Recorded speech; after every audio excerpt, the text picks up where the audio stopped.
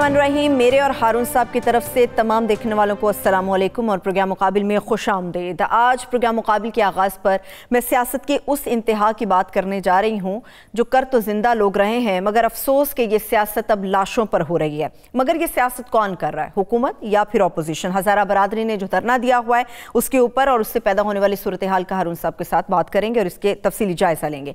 मगर इसके साथ साथ जब आलमी कैनवस की तरफ बढ़ेंगे तो एक तरफ कहा जाता है कि जिनके पेट में भूख मौजूद रहती है, जो मुआशी तौर पर गैर मजबूत ममालिक होते हैं या फिर जहाँ पर सहूलियात का फकदान होता है, वहाँ पर अवाम का, कौमों का रवैया मुख्तलिफ होता है। मगर ख़ुद को बहुत ही सुपीरियर समझने वाली अमरीकी अवाम भी अब ऐसे ही रवैये को अपना बैठी है। दुनिया को डिक्टेट करने वाला अब खुद पूरी दुनिया में तनकीद का महवर बन चुका है। अमरीका में जो कुछ हुआ उसके ऊपर तफसील से बात होगी, मगर इसके साथ साथ कुछ ऐसे जराइम की भी मैं शक्लें आपके सामने रखूंगी और उन सब के साथ उसके ऊपर बात करेंगे कि जुर्म तो एक है, शक्लें बहुत हैं, मगर इजाफा भी बहुत हो रहा है। इसके ऊपर कोई लगाम डालने वाला नहीं है। इसके ऊपर बात होगी। और उन सबसे पहले तो सियासत की बात होगी। जो लोग सियासत कर रहे हैं, कुछ ऐसे बयानात हैं जो सियासत को जन्म दे रहे हैं, जैसे वज़ीर-ए-आज़म पाकिस्तान इमरान खान साहब का बयान। देखिए, वज़ीर-ए-आज़म साहब के मसाइल हैं। जब उन्होंने ये लफ्ज़ कहे, अब कोई यकीन करे या ना करे, जब उन्होंने ये जुमला कहा तो उससे 2 घंटे पहले मैं अपने नोट्स में ये जुमला लिख चुका था। ठीक। मैंने एक वफाकी वज़ीर से बात की कि भाई क्यों नहीं जा रहे वहाँ, जाना चाहिए, सियासी नुकसान होगा। उन्होंने कहा हाँ सियासी नाम ज़ाहिर है, ऑफ द रिकॉर्ड गुफ्तगू थी, नाम तो मैं नहीं बताऊँगा। नहीं ज़ाहिर किया जा सकता तो नहीं, ऑफ द रिकॉर्ड गुफ्तगू ऑफ द रिकॉर्ड होती है और किसी दोस्त को भी बताने का सवाल पैदा नहीं होता। प्रोग्राम में तो दूसरी बात है। एक अखबार में जो ऑफ द रिकॉर्ड बता दे कि फलां से मेरी बात हुई थी, वो अखबार में नहीं रहता। इसके बाद उस पर कौन एतबार करेगा? बिल्कुल ठीक। तो उन्होंने कहा जी हाँ सियासी नुकसान हो रहा है तो जाना चाहिए। उन्होंने कहा, मैंने कहा आप क्या वजह है, क्यों नहीं जा रहे? तो उन्होंने कहा कि आप उन्हें हमसे ज़्यादा जानते हैं, आप तो हर वक्त उनके साथ रहते थे। लेकिन मैं डटा रहा। मैंने कहा नहीं, आप अपना मौका बताएं। तो उसने ठीक वो जुमला कहा जो मैं अपने नोट्स में लिख चुका था कि जब उस पर दबाव डाला जाता है इमरान खान पे, चाहे सही बात के लिए डाला जाए, तो वो रिटेलिएट करता है, रद्द अमल जाहिर करता है। दूसरी बात यह कि खान साहब इस बात पर यकीन ही नहीं रखते कि ताज़ियत के लिए जाना चाहिए। ठीक है, मतलब मैं उनका ज़ाती दोस्त था। लोग उनसे जब पूछते थे कि आपकी पार्टी में, तो कहते थे ज़ाती दोस्त है। मेरे ख़ानदान में 3 आदमी फौत हुए इस अरसे में, उन्होंने कभी ताज़ियत नहीं की। मैंने बुरा भी नहीं मनाया, रत्ती बराबर भी बुरा नहीं मनाया, इसलिए कि मुझे मालूम था। और दूसरा ये कि कोई नहीं आता तो बुरा नहीं मनाना चाहिए, ये समझना चाहिए कि मसरूफ होगा। इतना करीब रहे उसकी वजह क्या हारून साहब? जो भी वजह हो, मतलब ये एक आदमी जो है, देखो बाद लोग तो कहते हैं तवाहम परस्त हैं। उन्हें ये कहा गया है कि किसी ने कहा होगा। अब मैंने तो ये उनसे कभी पूछा नहीं है कि भाई आप क्यों, चूँकि ज़ाती मामलात में एक हद तक ही पूछ सकते हैं ना, किसी के ज़ाती मामलात में दखल तो नहीं देना चाहिए। लेकिन ये मैंने देखा है 16 साल के करीबी ताल्लुकात में, टू बी एग्जैक्ट 30 अक्टूबर 2011 तक। ठीक है ना, तो मेरा तो बहुत उनसे गहरा ताल्लुक़ रहा। उसके बाद भी रहा 2013 में जब उन्होंने गलत फैसले किए, मेरी दानिस्त में टिकट गलत दिए और पार्टी की तंजीम पे तवज्जो नहीं दी और इलेक्शन में सारा वक्त ज़ाया कर दिया, तो मैं पीछे हट गया कि भाई ये गलतियों पे गलतियां करते हैं और फिर मानते भी नहीं। 6 महीने के बाद मान जाते थे। वैसे तो दूसरों के ज़ाती मामलात में मुदाखलत तो नहीं करनी चाहिए, एक आदमी का एक रवैया है। दूसरा, मेरा ये एजेंडा तो नहीं था कि मैं उनसे ये पूछूं कि भाई आप किससे मिलते हैं या नहीं मिलते, या क्यों नहीं जाते, या किसी के पास नहीं जाते। वो भाई नईमुल हक के जनाजे पे नहीं गए, कहीं भी नहीं गए। करीबी थे उनके नईमुल हक साहब। देखिए ना, जहाँ तक 2-3 गलत चीज़ों पे, वैसे वो डिफेंड पिछले 3-4 घंटे से उनको नहीं कर रहे, 5 घंटे से जब से मैं देख रहा हूँ सोशल मीडिया, कि वो उनके अपने लोग भी उन्हें इस पर डिफेंड नहीं कर रहे। देखिए ये गलत बात है कि जी नेशनल सिक्योरिटी इशू था। ये थ्योरी जो है ठूंसी जा रही है। नेशनल सिक्योरिटी इशू था, जान का खतरा था, धमाके का खतरा था। वो थ्रेट तो हमेशा रहता है।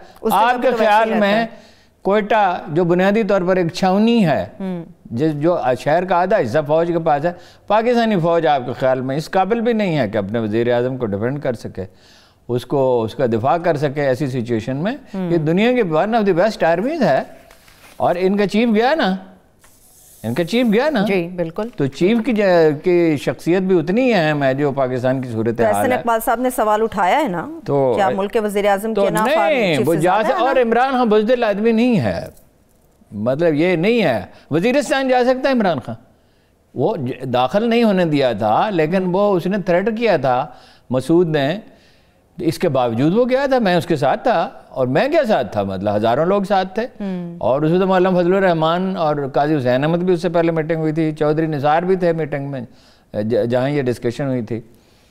تو بزدل آدمی نہیں ہے عمران. لیکن ایک لیڈر کو ہارون صاحب بہت سارے ایسے فیصلے کرنے پڑتے ہیں جو آپ کی عادت یا رویے میں نہیں ہوتے. نہیں نا, لچک نہیں ہے نا نیت ہے نا, لچک نہیں. دیکھے نا, وہ انہوں نے کہا سارے مطالبے مان لیے ہیں, سارے مطالبے مان لیے ہیں.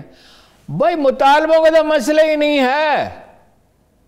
آپ کا کیا خیال ہے روپاؤں کی انہیں ضرورت ہے؟ جانے والا چلا گیا, روپے کا کیا کریں گے وہ ہارون صاحب؟ نو, وہ تو شہداء فاؤنڈیشن ہے ان کی, جس میں ہر 9 لاکھ تو وہ خود ہیں. 9 لاکھ تو ہزارہ ہے نا. یہ میں آپ کو بتاتا ہوں یہ کہاں سے آئے ہیں, کیسے آئے ہیں.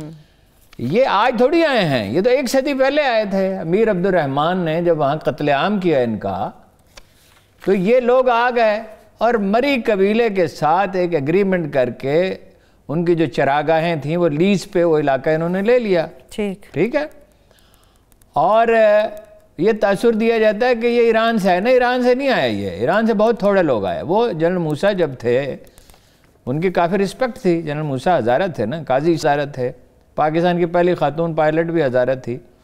وہ تو ایک دفعہ آئی جی بلوچستان تھے ڈاکٹر سڈل, تو انہوں نے چیف منسٹر سے کہا تھا کہ اگر میرٹ پہ بھرتی کیا گیا تو یہ ہوگا کہ سارے یہ آ جائیں گے, اور وہ چاہتے یہی تھے کہ آ جائیں, جو مرضی میرٹ پہ آ جائیں. تو چیف منسٹر کا بڑے مسائل پیدا ہو جائیں گے اس سے. تو اگر سارے تعلیم کا ریشو بہت زیادہ ہے اور کمیونٹی سینس بہت زیادہ ہے. دیکھیے 30,000 ہزارہ کو, یہ ذرا توجہ سے سنیں, 30,000 ہزارہ کو افغانستان کے ہزارہ قبائل کو, پاکستان کے نہیں, افغانستان میں 30,000 ہزارہ کو ایرانیوں نے فوجی تربیت دی ہے. 5-6-7 بلین ڈالر کی انویسٹمنٹ کی افغانستان میں. ابھی جواد ظریف صاحب نے بیان دیا تھا نا اس پر, وہ کہتے ہیں نا کہ فاطمیون جو ہیں, فاطمیون کون ہے میں آپ کو بتاتا ہوں, یہ اشرف غنی کو سپورٹ دیں گے. دیکھیں نا, وہ طالبان کے مخالف ہے نا. یہ جو تھیوریاں پیش کی جا رہی ہیں, پاسبلٹی تو کوئی بھی ہو سکتی ہے, انڈیا بھی ہو سکتا ہے, انڈیا کے نام لیا نہیں, لیکن میرا خیال ہے طالبان ہے, یعنی سارے آپشن ہو سکتے ہیں. طالبان ہو سکتے ہیں, یہاں جو انتہا پسند مذہبی عناصر ہیں وہ ہو سکتے ہیں. وزیر اعظم کے بیان کی ایک آدمی نے حمایت کی ہے, ایک آدمی نے کھلے دل سے. کس نے؟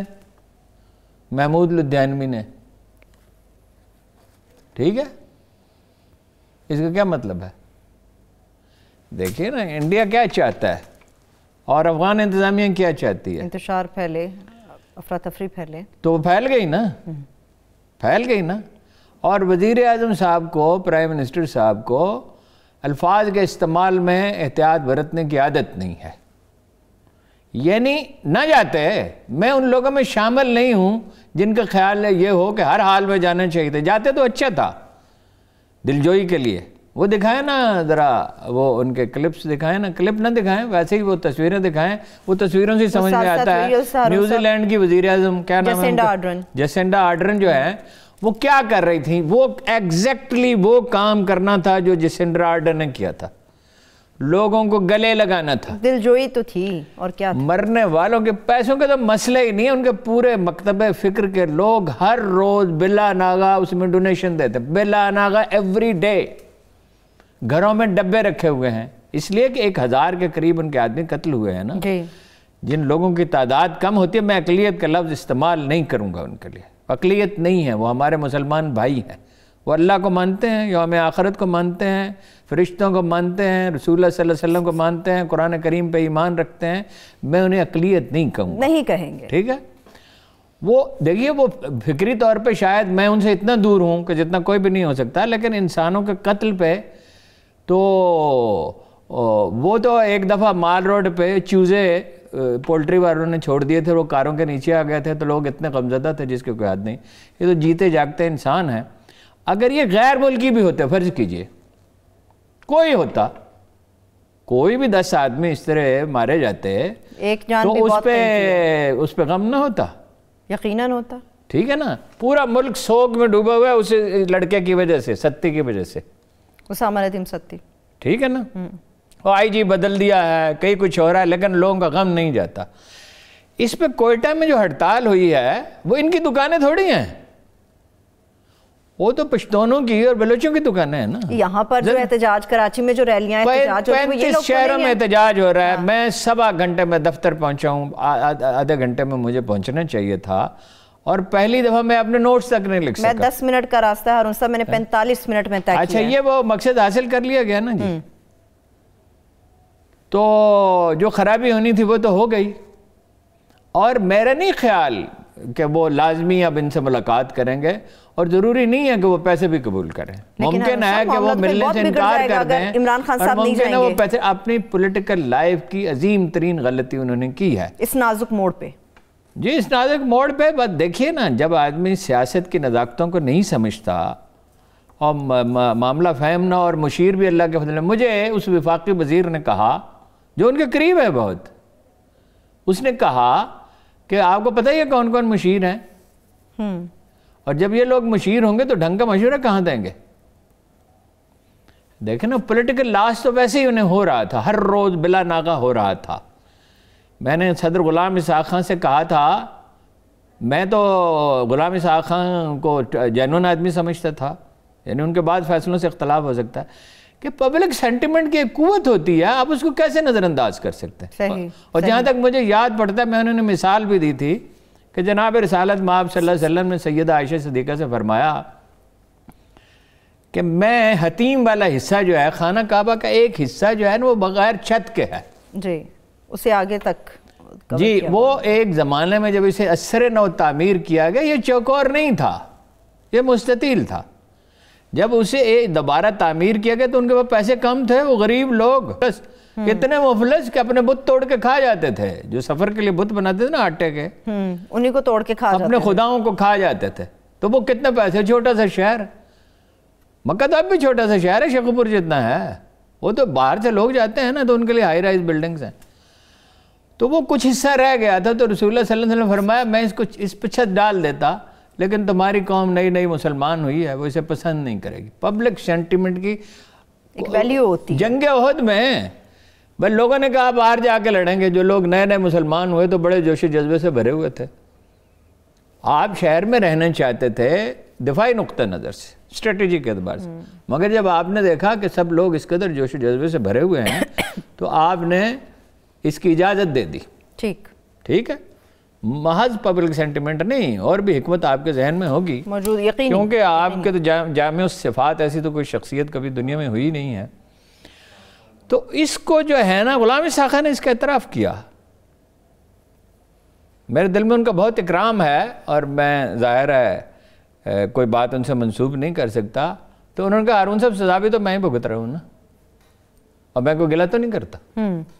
ٹھیک ہے, بات یہ ہے کہ یہ تو پی ڈی ایم کی حالت تو پہلے ہی خراب تھی, اس پہ آپ پوچھیں تو میں آپ کو بتا دوں گا کیا ہو رہا ہے. اور شاید خاقان عباسی وہاں کیوں گئے ہیں, اور محمد علی درانی اور شہباز شریف کی ملاقات میں اب کوئی سیکرٹ رہا نہیں, کچھ بھی سیکرٹ نہیں ہے, اس پہ بات کرتے ہیں ہارون صاحب. تو وہ جو ہیں وہ تو پہلے ادموئی ہوئی تھی, کیونکہ پیپلز پارٹی نے تو زمین ان کے پاؤں کے نیچے سے کھینچ لی اور سیبوٹاج کر دیا اس کو. اس سے پہلے کہ نواز شریف سودہ بازی کرتے, نواز شریف سودہ بازی ہی کرنا چاہتے تھے نا. آپ کا کیا خیال ہے, نواز شریف کو آئیڈیلسٹ ہیں, کوئی قائد اعظم ہیں؟ نہیں, میں خدا نخواستہ کوئی امام خمینی ہیں؟ نہیں, میں محسوس نہیں کرتی. تو وہ تو سودہ بازی کرنا چاہتے تھے, انہوں نے سمیل کر لیا اور پہلے ہی سودہ بازی کر لی, اور اس کی صفحے منتشر ہیں. اس کی وجہ سے ان کے پاس مہلت موجود ہے, یہ اپنے الفاظ واپس لیں اور جائیں اور ان کی دلجوئی کریں. تمام انسانوں سے غلطیاں سرزد ہوتی ہیں, وہ بھی تمام انسانوں سے بھی ہو سکتی ہے. تاریخ انسانی میں ایک ہی آدمی ہے, ہم پیغمبروں کی بات نہیں کر رہے, ایک ہی آدمی ہے جو 4 اعتبار سے جینیس سمجھا جاتا ہے, جناب عمر ابن خطاب. Intellectual genius, political genius, administrative genius, military genius. یعنی وہ جناب خالد بن ولید کو بتاتے تھے بعض اوقات ذہانت کا یہ عالم تھا. یہ ہر چیز میں وہ یعنی ایسا جینیس کوئی نہیں گزرا جو علمی طور پر بھی جینیس ہو، فوجی طور پہ بھی ہو، انتظامی طور پہ بھی ہو، سیاسی طور پہ بھی ہو. تو ان کو ایک عورت نے ٹوک دیا. انہوں نے کہا میں مہر مقرر کر دوں گا. ٹھیک. اس نے کہا اللہ کے رسول نے مقرر نہیں کیا تھا. آپ کون ہیں؟ قرآن نے مقرر. آپ کون ہیں کہ مقرر کریں کسی بھی مہر؟ انہوں نے کیا کہا جواب میں؟ عمر ابن خطاب جب وہ یروشلم گئے تو مورخ لکھتے ہیں کہ زمین ایسا لگتا تھا کہ کانپ رہی ہے. اس آدمی کے قدموں تلے زمین جس کے یعنی ایسا لگتا تھا کہ زمین کانپ رہی ہے. اس آدمی نے کہا کہ ایک بڑھیا نے عمر کو گمراہ ہونے سے بچا لیا، برباد ہونے سے بچا لیا، کیونکہ دلیل اس نے دی نا بڑی زبردست. اب اگر تو خان صاحب دلیل مانتے ہیں، قرآن کریم کہتا ہے، ارشاد کرتا ہے، فرماتا ہے کہ جو جیا وہ دلیل سے جیا اور جو ہلاک ہوا وہ دلیل سے ہلاک ہوا. پی ڈی ایم تو ان کو کچھ بھی نہ بگاڑ سکی مگر ایک جملہ کہا غیر محتاط. اور دیکھیے اس مکتب فکر، وہ تو ان کے لیے مکتب فکر ان کے لیے بہت سافٹ کارنر رکھتا تھا. بھائی وہ پیپلز پارٹی سے نکلے اور جیسے ان کے ساتھ جوائن ہو گئے، ان کے ساتھ شامل ہو گئے. مگر آج آپ نے اس کو کہتے ہیں زخموں پہ نمک پاشی کرنا. آپ نے نمک پاشی کی. بس پیسوں کا تو مسئلہ ہی نہیں ہے. جسنڈا آرڈر نے پیسے دیے تھے مسلمانوں کو. اس نے تو جا کے سینے سے لگایا، گلے سے لگایا. نہیں، وہ گلے سے بھی ایسے لگایا جیسے سکی بہن بھائی لگاتا ہے. اس تکلیف میں شامل ہوتا ہے. ایک چھوٹی سی بریک کی طرف ہارون صاحب چلتے ہیں. بریک کی طرف بڑھتے ہیں. جب بریک سے واپس آئیں گے تحریک انصاف کے اوپر، عمران خان صاحب کے اوپر تو بات ہو رہی ہے، مگر اپوزیشن کا ہزارہ برادری کے دھرنے کے اوپر جو رویہ ہے یا پھر پی ڈی ایم کے اوور آل جو سیاست ہے، اس کے اوپر ایک بریک سے واپس آ کے بات کریں گے. ہمارے ساتھ رہیے.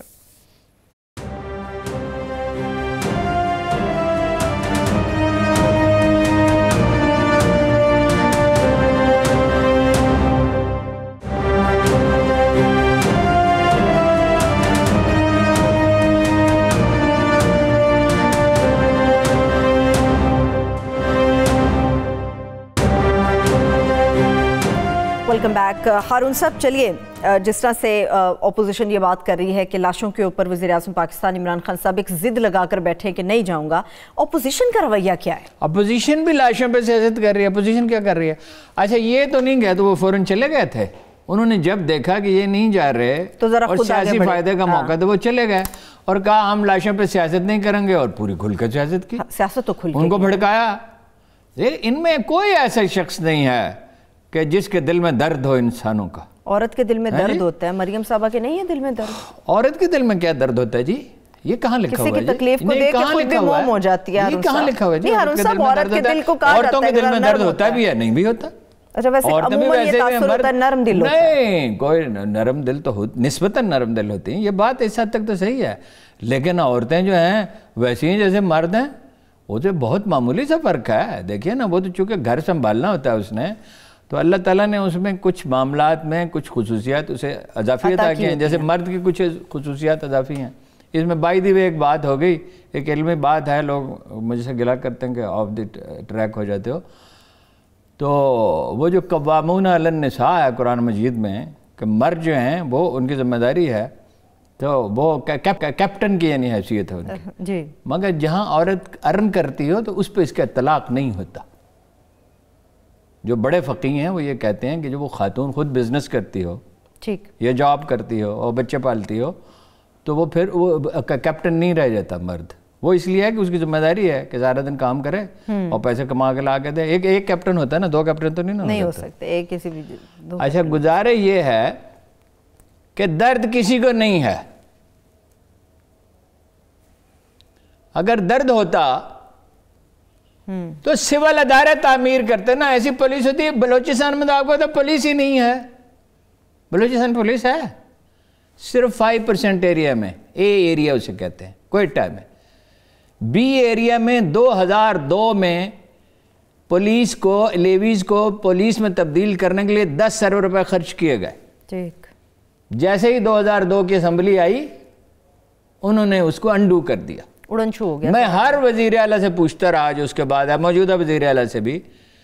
ڈاکٹر عبد المالک نے مجھے کہا کہ ہم گریجولی کر دیں گے، نہیں کیا. انہوں نے بھی نہیں کیا. قبائل کے ذریعے لیویز کے لوگ بھرتی ہوتے ہیں اور ان کی تنخواہیں قبائلی سرداروں کو دی جاتی ہیں، ان کو ڈائریکٹ نہیں ملتی ہیں. نہیں. اچھا انہیں نکالنا نہیں تھا، انہیں ٹریننگ کرنی تھی. لیکن ایک قبائلی معاشرہ جو ہے وہ ان چیزوں کو قبول نہیں کرتا. ٹھیک ہے نا جی. اب رہ گئی سیاست کی بات. تو سیاست یہ ہے کہ اس میں ایک بہت بڑی شفٹ آ رہی تھی. اب معلوم نہیں وہ کیا تبدیلی ہوگی. دیکھیے شہباز شریف نے بھی میسج بھیجا نواز شریف کو, اور دوسرے لوگوں نے بھی میسج بھیجا. شاہد خاقان عباسی, کسی کی سمجھ میں یہ بات نہیں آتی کہ وہ کیوں گئے ہیں وہاں. وہ کرونا کے مریض کی تیمارداری کے لیے کوئی جاتا ہے؟ بات تو یہی تھی کہ اہلیہ وہاں پہ بے بس ہیں, بہنوئی بے بس ہیں. بہن جی معذرت صاحب, بہن اور بہنوئی دونوں بے بس ہیں, کرونا میں مبتلا ہیں. نہیں تو کرونا کے مریض کی کبھی کسی نے تیمارداری کی ہے؟ اور کرنی ہو تو ٹیلی فون پہ کرتے ہیں. وہ گیا امریکہ, میں نے آپ کو اسی وقت نہیں کہا تھا کہ وہ لندن جائیں گے, بتا دیا تھا مجھے رتب نہیں. کرونا کے لیے کوئی جاتا ہی نہیں, تو سادہ سی بات ہے, اس میں بہت سوجھ بوجھ کی ضرورت نہیں تھی. یہاں پہ اور ادھر درانی صاحب نکلے ہوئے تھے میدان میں, اور شہباز شریف کے پاس گئے, انہوں نے کہا ہاں میں ڈائلاگ کا حامی ہوں. ٹھیک ہے, مولانا صاحب سے بھی تو ملاقات ہو گئی نا درانی صاحب کی. تو بھائی مولانا سے بھی یہی بات کی, چودھری نثار سے بھی یہی بات کی. تو درانی صاحب خود نکلے ہوئے تھے کوئی آپ کے خیال میں؟ نکالا گیا تھا, کسی نے انہیں بھیجا تھا. شاید خاقان عباسی انہیں یہ کہنے کے لیے گئے ہیں کہ آپ ریڈ لائن کراس نہ کریں, اور شہباز شریف نے بھی یہی میسج دیا ہے انہیں. ریڈ لائن تو کراس نہیں ہو گئی یار, نہیں کراس ہو چکی ہے, تو واپسی بھی ہو سکتی. کئی دن سے ان کا رویہ بدلا ہوا ہے نا. ویسے وہ اڑے ہوئے ہیں اس بات پہ کہ عمران خان کی حکومت ختم کی جائے, تو پھر ہو گیا ہے, ضدی آدمی ہے نواز شریف. لیڈر میں ضد نہ ہو تو لیڈر تو نہیں ہوتا. وہ تو پھر کوئی محمد علی جناح ہی ہوتا ہے نا, ایکسیپشنل, کہ جس میں اتنی لچک بھی ہو, اتنی ڈٹرمنیشن بھی. تو پھر لیڈر تو نہ کہیں, انہیں سیاستدان کہہ لیں لوگوں کو, وہی لیڈر ایک بچے ہارون صاحب. نہ لیڈر تو کوئی قاعدت کے بعد آیا ہی نہیں, بے شک. بس لیاقت علی خان یہ تھا کہ روپے پیسے سے مکمل طور پہ بے نیاز تھے, ہزاروں ایکڑ زمین چھوڑ دے, یہ تو ان کا کریڈٹ ہے. اور ویسے 88 تک کوئی بھی لیڈر ایسا نہیں تھا جو پیسے بناتا ہو. مطلب غلام محمد نے کتنے پیسے بنائے, اور چندری گر نے کتنے بنائے, اور چودھری محمد علی نے کتنے بنائے, اور خواجہ ناظم الدین نے کتنے بنائے, اور ایوب خان نے کون سے پیسے بنائے, اور ضیاء الحق نے کون سے پیسے بنائے. یہ تو فیشن بعد میں آیا. پھر یہ تو 88 میں یہ شروع ہوا ہے کہ ایک آدمی وزیر اعظم بھی ہے اور ملک کا ٹاپ بزنس مین بھی ہے. بھائی 85 سے کہیں نواز شریف صاحب وزیر اعلیٰ بن گئے اور کاروبار بھی کرتے رہے. یہ تو ضیاء الحق صاحب کی عنایت تھی نا کہ ایسے لوگوں کو بنا دیا. ایک تو انہوں نے مذہبی طبقے کو ایسی تھپکی دی کہ اس کے اثرات آج تک ختم نہیں ہو رہے. میں تو ان کے خلاف نہیں ہوں ضیاء الحق کا, میں تو بات چیزوں میں بڑا مدعا ہوں, لیکن جو غلطیاں ہیں ان کی تو قیمت ہے. اور غلطی بانجھ نہیں ہوتی, غلطی بچے جنتی ہے, اور وہ پھر بڑھتے رہتے. غلطی کا صرف ایک صورت ہے کہ اس کی معافی مانگی جائے, اور اگر اس سے بڑی غلطی ہو تو اس کی تلافی کی جائے. بڑے لوگوں کی غلطیوں کے بڑے سنگین نتائج ہوتے. اب دیکھیے بات چیت ہو رہی ہے. میں نے آپ سے کہا رہی تھا مولانا فضل الرحمان بھی اپنا معاملہ طے کر سکتے ہیں. یہ سارے سودے بازی کے لیے کرتے ہیں نا. نواز شریف صاحب بھی کر سکتے ہیں معاملہ, اور قبل از وقت الیکشن ہو سکتے ہیں. یہ بہت قبل از وقت نہیں. دیکھیے نا, وہ نواز شریف صاحب باہر کیسے گئے؟ بیمار تھے تو گئے. کوئی بیمار نہیں تھے. سوائے لندن میں وہ اترے, اس کے بعد وہ اسپتال تو کبھی گئے ہی نہیں. ہارون صاحب اتنی موٹی فائل ہے ان کے ٹیسٹوں کی. نہیں جتنی مرضی نہیں, بیمار وہ تھے لیکن اتنے بیمار نہیں تھے, پلیٹلیٹس اتنے نہیں گر رہے تھے. وہ جعلی ہیں رپورٹیں. وہ آپ نے کابینہ نے فیصلہ کیا کہ اس کی تحقیق کرائی جائے گی, اور پھر تحقیق نہیں کرائی. کیوں نہیں کرائی؟ یہ جو سیانے نا بڑے وزیر اعظم صاحب اور دوسرے لوگ بھی, دوسرے لوگ بھی یہ ہمیں سمجھتے ہیں کہ ہمیں کسی بات کا پتہ ہی نہیں. بھئی سامنے کی بات ہے کہ کرونا کے مریض کی تیمارداری کے لیے کوئی نہیں جاتا. ڈاکٹر بھی ٹیلی فون پہ بات کرتا ہے.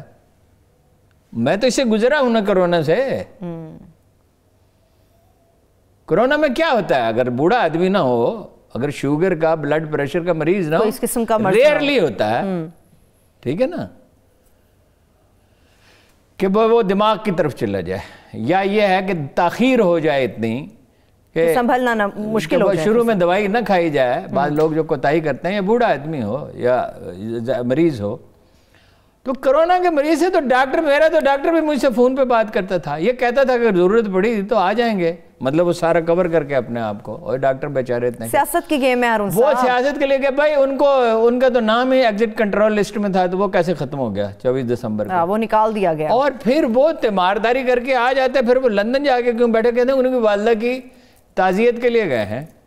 تعزیت کے لیے مسلم لیگ کے کتنے لیڈر گئے ہیں؟ ہو سکتا ہے اداس ہو نواز شریف صاحب سے، کو دے دیں ان کو 2-4 دن عوام۔ یہ آپ اینکر لوگوں کی جو ہے نا، یہ وہ ہیں اپنی کیا کہیں گے، درفنتنی ہے، کیا ہے جس سے محبت ہارون صاحب اداس کس بات سے؟ اداس کس بات سے؟ نون لیگ نواز شریف صاحب سے دل و جان سے لوگ محبت اداس نہیں ہوا کرتے، آپ کو پتہ نہیں ان کے دل بڑے سخت ہوتے ہیں۔ ویسے شاید خاقان عباسی کی تو میں عزت کرتا ہوں، نوبل آدمی ہیں، تو بہت سے لوگ کہتے ہیں کہ انہوں نے بھی پیسے بنائے ہیں، مجھے لگتا نہیں ہے اللہ بہتر جانے کیا معاملہ ہے ان کا۔ بہرحال ہیں تو نواز شریف کے ساتھ ہی، کبھی کبھی شک تو ہوتا ہے۔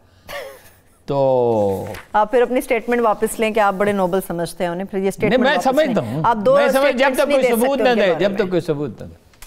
اچھا، وہ شہباز شریف بھی چاہتے ہیں مفاہمت، نواز شریف کہتے ہیں کہ وہ جائیں تو پھر مفاہمت کریں گے۔ مجھے ایک بات بتائیے ہارون صاحب، نواز شریف صاحب آپ چاہ رہے ہیں کہ وہ بات کرنا چاہ رہے ہیں؟ میں نے آپ کو کہا تھا پیپلز پارٹی جا چکی ہے اس میں سے، اب لوگوں کو سمجھ میں آنی شروع ہوئی ہے۔ جی، مجھ پر کوئی الہام نہیں ہوتا، میں دانا لوگوں سے، میں عمران خان صاحب ایک دن بہت بگڑے مجھ پہ، کہنے لگے تم مجھے بیوقوف سمجھتے ہو۔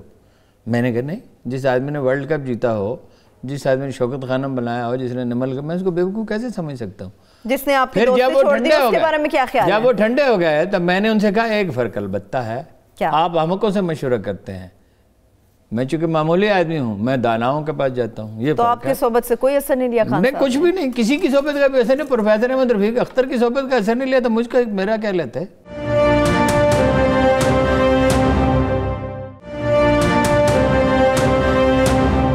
ہارون صاحب، آپ نے کہا نواز شریف صاحب درمیان میں بات چیت کے لیے کچھ آمادہ ہیں، ہو سکتی ہے، جتنی کاری ضربیں انہوں نے اداروں کے اوپر لگائی، جتنی کاری ضربیں وہ لگا چکے ہیں، واپسی ہو سکتی ہے۔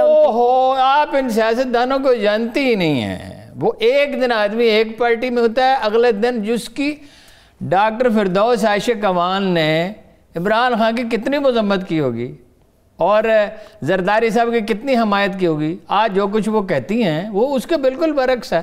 ایسا ہی ہے، ٹھیک ہے، ہر 5 سال کے بعد ان کا موقف بدل جاتا ہے، ٹھیک ہے، اور وہ بالکل خلوص دل کے ساتھ اپنے لیڈر کے ساتھ ہوتی ہیں۔ مطلب عمران خان جب تک اقتدار میں، سوال ہی پیدا نہیں ہوتا کہ وہ کوئی سازش کریں، بٹرے کریں، ان کی وفاداری وقتی ہوتی ہے۔ ہارون صاحب، سیاستدان اپنے پیشے سے محبت تو کرتا ہے نا؟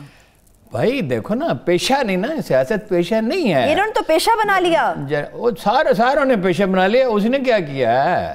ڈونلڈ ٹرمپ نے کیا کیا؟ اپنے ملک کو ایسا برباد کیا ہے اس پہ کرتی ہوں جس کی کوئی حد نہیں ہے۔ سیاست کوئی برا کام نہیں ہے، رسول اللہ صلی اللہ علیہ وسلم نے فرمایا بنی اسرائیل کے انبیاء سیاست کیا کرتے۔ کیا رسول اللہ نے سیاست نہیں کی؟ کیا رسول اللہ نے سیاست نہیں کی؟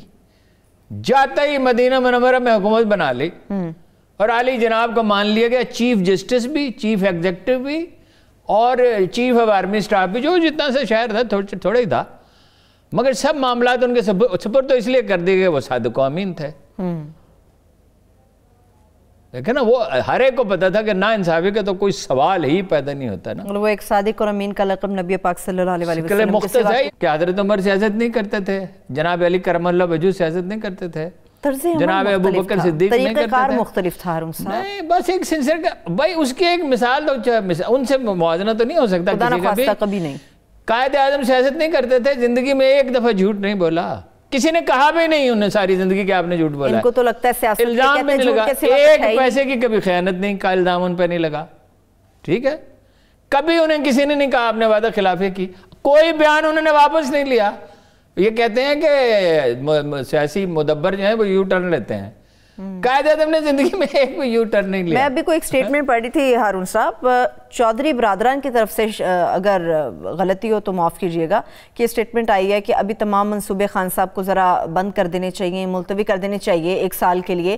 تو چودھریوں سے آپ کی کوئی بات ہوئی ہے چودھری برادران سے؟ وہ کہاں پہ اس وقت کھڑے ہیں؟ تو انڈرسٹینڈنگ پوری ہو گئی ہے نا، ہر چیز سینٹ کے الیکشن کے نقطہ نظر سے ہو رہی ہے۔ ایک سیٹ میرا اندازہ ہے چودھریوں کو مل جائے گی۔ اچھا، ویسے تو نہیں بنا سکتے نا وہ، ان کے تو تھوڑے سے آدمی ہیں، یا ایک بنا سکتے تو 2 مل جائیں گی۔ ان نے کہا 5 سال، چودھری پرویز الہی نے جس دن کہا نا یہ حکومت 5 سال پورے کرے گی، ٹھیک ہے، تو بات سمجھ میں آگے کہ ان کا معاملہ تو ہو گیا طے ہو گیا۔ ان کا نہیں ہوا، ایم کیو ایم کا۔ ایک دن ان کی بھی خبر آئے گی کہ جناب 5 سال پورے کریں گے یہ۔ اچھا، معاملہ طے ہو جائے گا؟ ظاہر ہے یا وہ الگ ہو جائیں گے، ان کے لیے حالات علیحدگی کے لیے سازگار نہیں، الگ ہو کے کیا کریں گے تو وہ الگ ہو گئے، خان صاحب کیا کریں گے؟ ہارون صاحب یہ بھی تو مشکل میں آ جائیں گے۔ وہ الگ نہیں ہوں گے نا، آپ ان کو جانتی نہیں ہے نا۔ ویسے ایم کیو ایم کے بارے میں تاثر ہے ہارون صاحب، پورے وقت میں آ کے بارگن کر لیتے ہیں؟ نہیں، بارگیننگ سیاستدان کرتے ہی بارگیننگ ہے۔ اچھا بارگیننگ اگر قوم کے لیے کی جائے تو کوئی حرج نہیں۔ مولانا محمد علی جوہر نے گاندھی سے کہا، اب گاندھی تو ایک دیوتا تھا نا، لیکن مولانا محمد علی جوہر بھی تو مولانا محمد علی جوہر تھے نا۔ علامہ اقبال کو نہیں معاف کرتے تھے، ان پہ طنز کرتے تھے، تو گاندھی کو کیا سمجھتے تھے وہ؟ انہوں نے کہا تھا سب سے جو فاسق مسلمان ہے وہ بھی گاندھی سے افضل ہے، ایسے وہ آدمی تھے۔ مگر گاندھی سے کہا کہ ہمیں دیتے کیا ہو مسلمانوں کو؟ سیاست تو آخری تہذیب میں ایک مادی چیز ہے، یہ تو میٹیریل گینز کے لیے ہوتی ہے، مسلمان قوم کو کیا دیتے ہو؟ ٹھیک ہے، صحیح۔ تو اگر سودے بازی، یہ تو اپنے لیے سودے بازی کرتے ہیں نا، چودھری ہوں، یہ شریف خاندان ہو یا زرداری۔ اس نے کیا کہا تھا زرداری نے کہ آپ کا سیاسی وارث کون ہے؟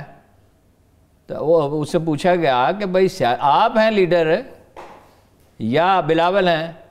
انہوں نے کہا بلاول اور آصفہ، اور بلاول نے کیا کہا؟ اگر میں گرفتار ہو گیا تو آصفہ لیڈر ہوں گی۔ ویسے 4 سال کے لیے دوبارہ منتخب ہو گئے ہیں چیئرمین بلاول بھٹو زرداری۔ وہ 4 سال کیا؟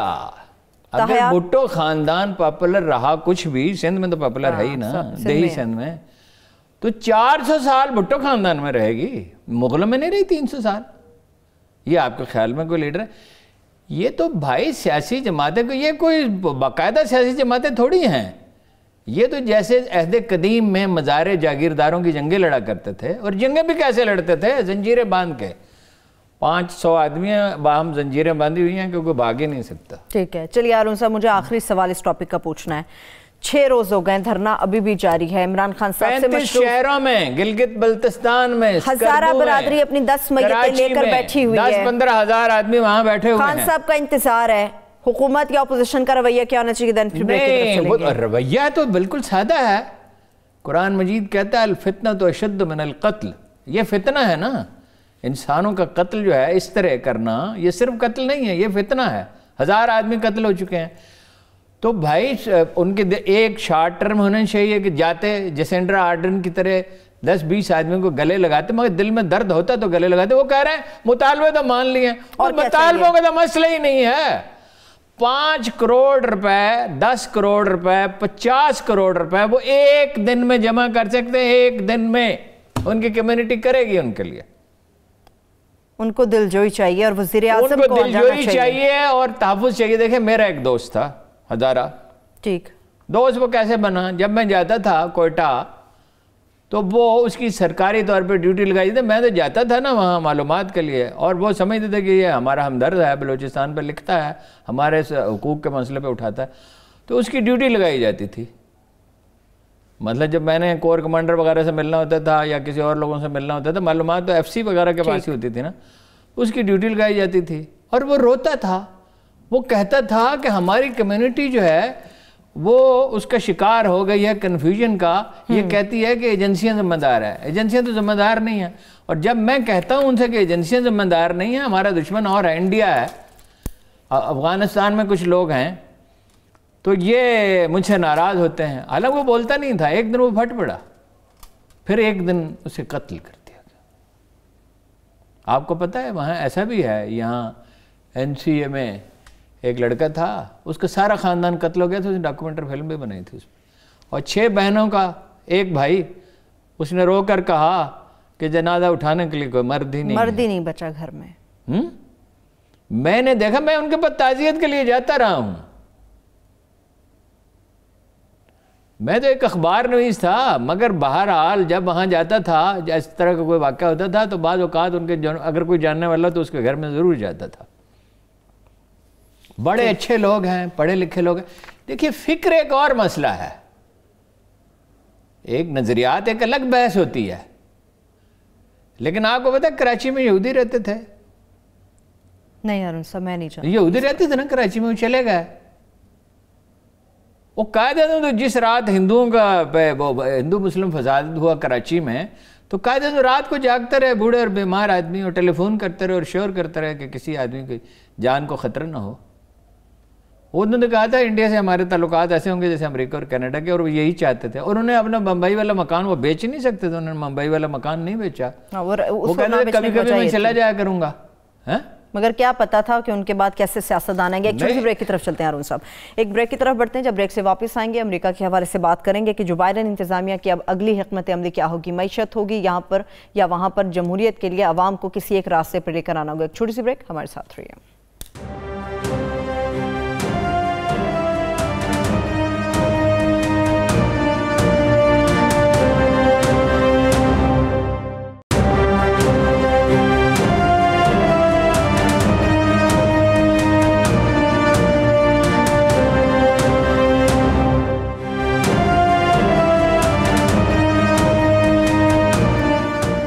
Welcome back. ہارون صاحب، اب ایک آخری سوال، ہزارہ برادری نے جو دھرنا دیا ہے اس پہ ہوگا کیا؟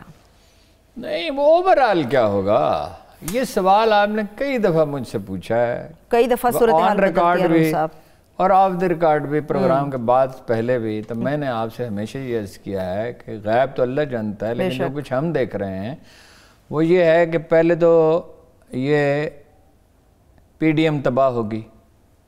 جس وقت ہم یہ شروع میں کہہ رہے تھے تو کوئی مانتا نہیں تھا، وہ کہتے تھے نہیں، وہ ہمیں تو دونوں سے گالیاں پڑتی ہیں نا، وہ کہتے ہیں ان سے پیسے لیتے ہیں، وہ کہتے ہیں ان سے پیسے لیتے ہیں. کسی بدبخت نے آج تک 1 روپیہ ہمیں آفر نہیں کیا. آگے بڑھتے ہیں ہارون صاحب، امریکہ کے حوالے سے میری اس لیے نہیں گنگ ہوتی کہ میں نے اب اس پیشے میں بہت دن نہیں رہنا ہے. ہر آدمی کی ایک عمر ہوتی ہے، میری عمر ہو چکی ہے، بس صحت کی حالت میں ہی اپنا ریٹائر ہونا چاہیے. تو اس میں کوئی برائی تو نہیں ہے، اجازت لے کے جاؤں گا، میں ایسے تھوڑی چھوڑ دوں گا.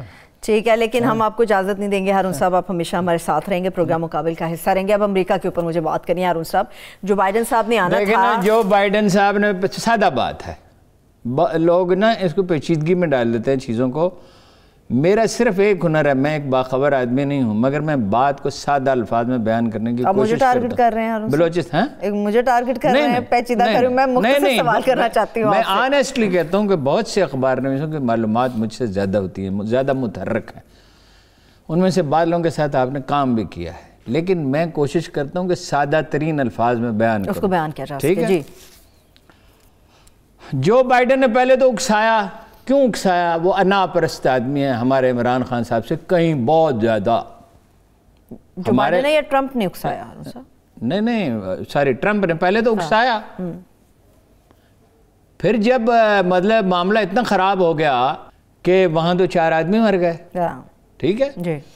اس کے بعد اب وہ پرامن انتقال اقتدار کے لیے تیار ہے. پہلے وہ تیار نہیں تھے، اب یہ نہیں کہہ رہے کہ دھاندلی نہیں ہوئی، اور تعویل کر رہے ہیں. ابھی عمران خان صاحب بھی تعویل کریں گے، تعویل وہ کر رہے ہیں. امریکی معاشرہ مختلف ہے.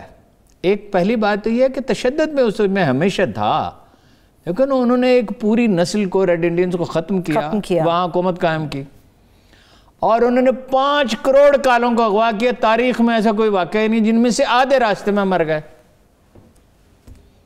تشدد تو ان میں ہمیشہ سے تھا، لیکن سول ادارے مضبوط تھے. اس طرح کا کوئی ایڈونچرر نہیں آیا تھا، اور اس نے آ کے ان کے تعصبات سب جگا دیے گوروں کے، کہ بھائی ادھر تو ساری دنیا چلی جاتی ہے، ایشین کا غلبہ ہو جائے گا. خسارہ صرف اس کا نہیں ہو، وہ تو ریلیونٹ رہنا چاہتا تھا نا، کہ اگلی دفعہ پھر الیکشن لڑوں اور جو بائیڈن کو تنگ کرتا رہوں. انانیت پسند ہے.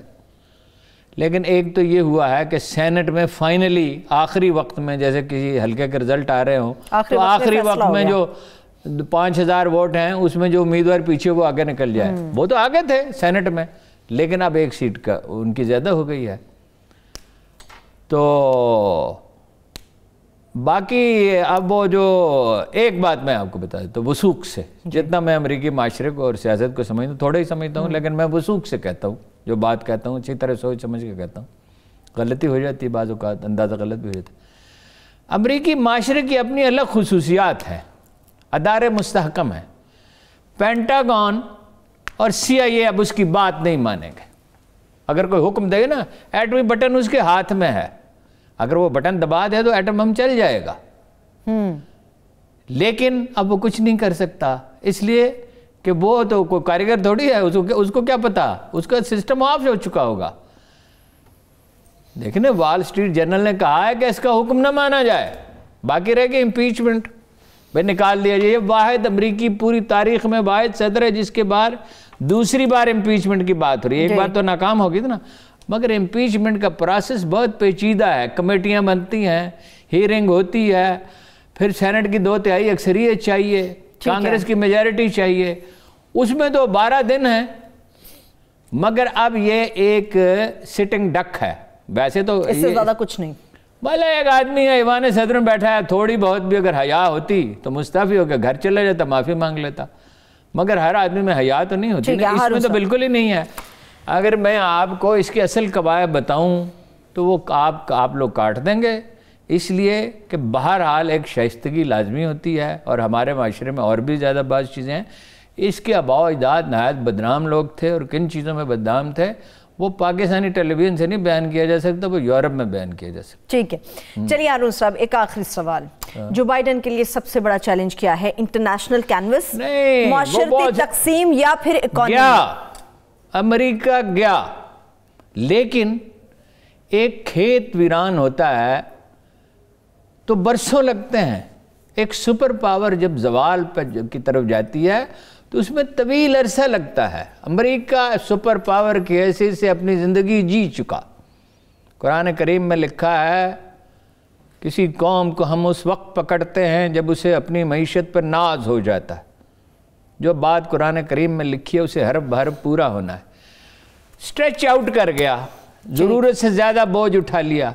برطانیہ بھی کبھی تھا نا، اس پہ سورج غروب نہیں ہوتا تھا۔ سوویت یونین ہم نے اپنے سامنے بکھرتے اور ٹوٹتے ہوئے دیکھا۔ جب ہم یہ لکھ رہے تھے 80 کے عشرے میں، لوگ ہمارا مذاق اڑاتے تھے، مگر ہم تو وہی بات لکھ رہے تھے جو تاریخ کہتی ہے، جو عظیم مورخ کہتے تھے۔ ہم کو اپنی طرف سے، ہم تو جو گبن کہتا تھا ہم تو وہ لکھتے تھے، صحیح ٹھیک ہے، جو ابن خلدون کہتا تھا وہ لکھتے تھے۔ ایک آخری کرسپی سا جواب چاہیے۔ تو وہ دیکھیے ڈالر کی قیمت 20% گرنے والی ہے، اندازہ ہے 750 بلین ڈالر کا بجٹ وہ مینٹین نہیں کر سکتے۔ چین ابھر رہا ہے، چیزیں بھارت ان کا جو ہے تھانے دار اس علاقے کا، اس کی پوزیشن کمزور ہو رہی ہے۔ مڈل ایسٹ میں وہ سمجھتے ہیں وہ آگے بڑھ رہے ہیں، لیکن ایران ان کے ہاتھ سے نکل گیا اور چین وہاں انویسٹمنٹ کرے گا۔ ایک نئی دنیا تشکیل پانے والی ہے۔ امریکی میں 4000 آدمی کل مر گئے کرونا سے۔ کرونا کے اثرات، اتنی بڑی فوج، ساری دنیا کی تھانے داری اب وہ نہیں کر سکتے۔ جو بائیڈن کے حصے میں جیت کے باوجود خسارہ ایک لائن نہیں، جو بائیڈن نئی چیزوں کو سنبھال سکتا آسانی سے۔ جو بائیڈن یہ ہے کہ زوال کا عمل اتنی تیزی سے اب نہیں ہوگا، لیکن زوال تو مقدر ہے۔ دیکھیے 2028 میں چین اس سے آگے نکل جائے گا۔ امریکی زوال مقدر ہو گیا، ٹرمپ گیا، عمران خان کی سیاسی زندگی جو ہے وہ خطرے میں ہے۔ پی ڈی ایم چونکہ کمزور ہے اس لیے فی الحال نہیں، مگر آخرکار یہ بھی جائیں گے۔ تھینک یو سو مچ ہارون صاحب، وقت ختم ہو گیا۔ میں تمام دیکھنے والوں کا شکریہ، مجھے اجازت دیجیے، اپنا خیال رکھیے، اللہ حافظ۔